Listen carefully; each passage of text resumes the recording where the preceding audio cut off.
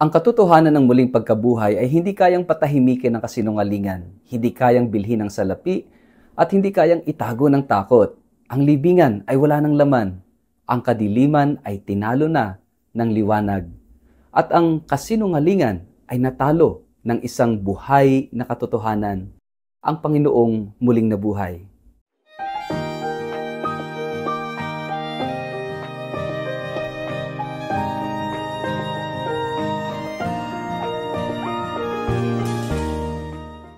Ang mabuting balita ng Panginoon ayon kay San Mateo.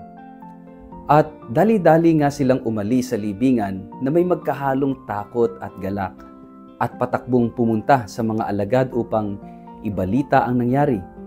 Ngunit sinalubong sila ni Jesus at binati. Lumapit sila sa kanya, hinawakan ang kanyang mga paa at sinamba siya. Sinabi sa kanila ni Jesus, "Huwag kayong matakot. Humayo kayo't sabihin sa mga kapatid ko na pumunta sila sa Galilea at makikita nila ako roon." Pagkaalis ng mga babae, pumunta sa lungsod ang ilan sa mga kawal na nagbabantay sa libingan at isinalaysay sa mga punong pari ang buong pangyayari. Nakipagpulong naman ang mga punong pari sa mga pinuno ng bayan at nagkasundo silang suhulan ng malaki ang mga kawal. At ang mga ito ay inutusan nilang ganito ang ipamalita. Habang natutulog kami, kagabi, dumating ang mga alagad ni Jesus at ninakaw ang kanyang bangkay. Sinabi pa nila, "Huwag kayong mag-alala. Kung makarating man ito sa gobernador, kami ang bahala sa inyo."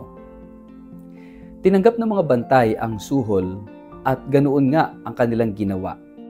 Kaya magpahanggang ngayon, ito pa rin ang ipinamamalita sa mga Hudyo. Ang mabuting balita ng Panginoon.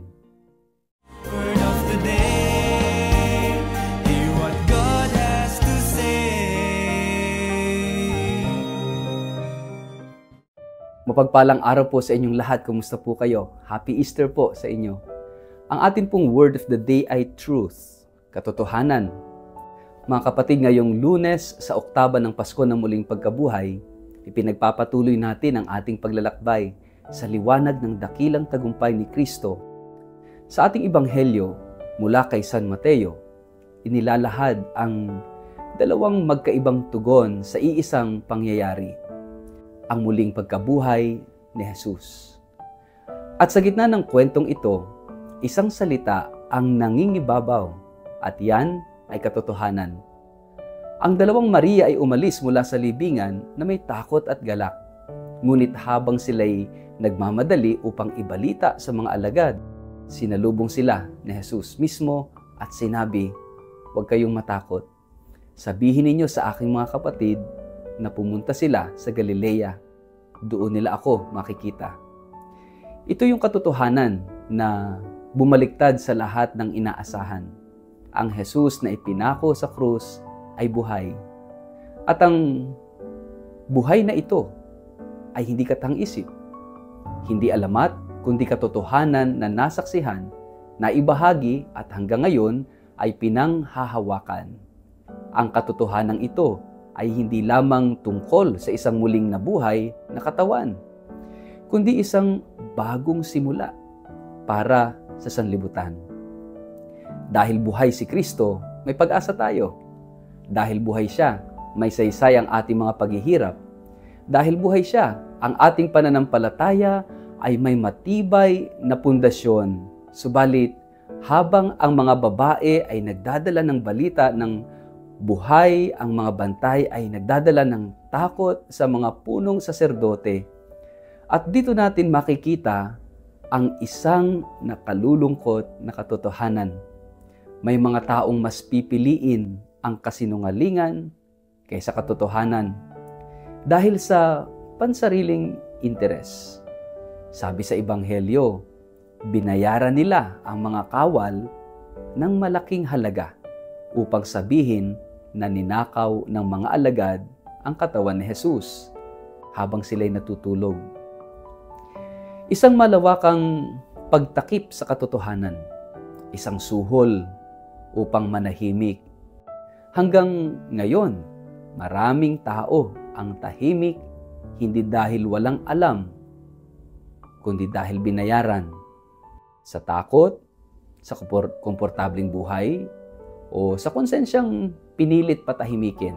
Ang tanong, nasaan tayo sa istoryang ito? Tayo ba ang mga kababaihang masigasig na ibinabalita ang katotohanan ng muling pagkabuhay? O tayo ba ang mga sundalong kumikibit balikat at tinatanggap ang bayad kapalit ng katahimikan? Ang Pasko ng pagkabuhay ay hindi lamang pagdiriwang ng isang himala. Ito ay paanyaya na panindigan ang katotohanan. Kahit may kabayaran, ang katotohanan ay hindi laging madali.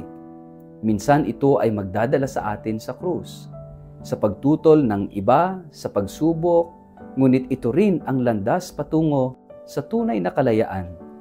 Sabi ni Jesus, malalaman ninyo ang katotohanan at ang katotohanan ang magpapalaya sa inyo.